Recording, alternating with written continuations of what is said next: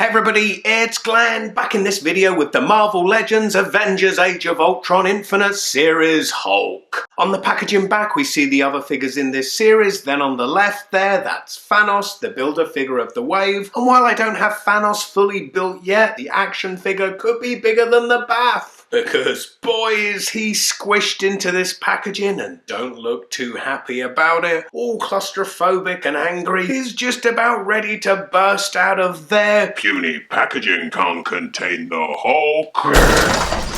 So here he is out of that packaging, refreshing to see the Hulk out of the tatty, torn up pants. Yeah, my question now is Banner wearing these all the time and they're super stretchy? Or is he always carrying around a pair of big ass pants he changes into when the Avengers go code green? Hulk smash! But first, Natasha, bring me my big ass yoga pants, please. They do have a nice textured sculpt to them that contrasts to the smoothness of the skin. They also have an Avengers logo that's been applied.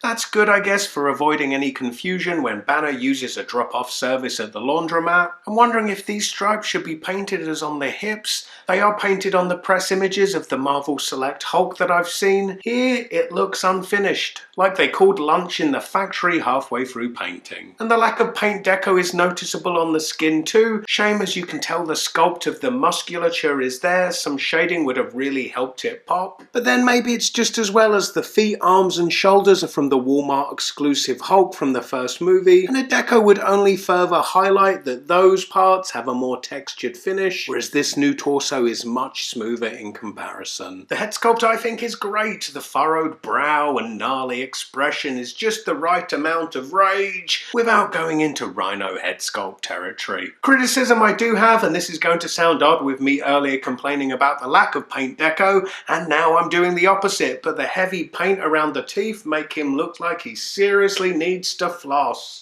I was asked to make this comparison with Toy Biz's Marvel Legends Face-Off Hulk from 2006. I'm not doing a full-on comparison as I not too long ago compared that one with the Toy Biz Legends Hulkbuster. Yet having dug it out from storage, other than not having clenched fists, it certainly puts this new movie one in the shade. Probably not the fairest comparison as the 9 years that separate the two have taken their toll, with the deco being the most noticeable casualty. But judging this new movie Hulk strictly by today's standards, and your quids in getting a big bumper action figure, the bang for your buck is never clearer than here sandwiched in between Cap and Widow from the Legends Winter Soldier series. Pretty much the same price tag, yet there's probably more plastic in the Hulk than the other two combined. And I was right, although I've yet to open the Cap and Iron Man that come with his legs. Unless those legs are Stiltman in proportion, it seems the Hulk will dwarf the Thanos bath. Now looking at articulation, and the head rotates side to side, plus good for the Hulk is that it slightly tilts too so he can do a quizzical sideways look.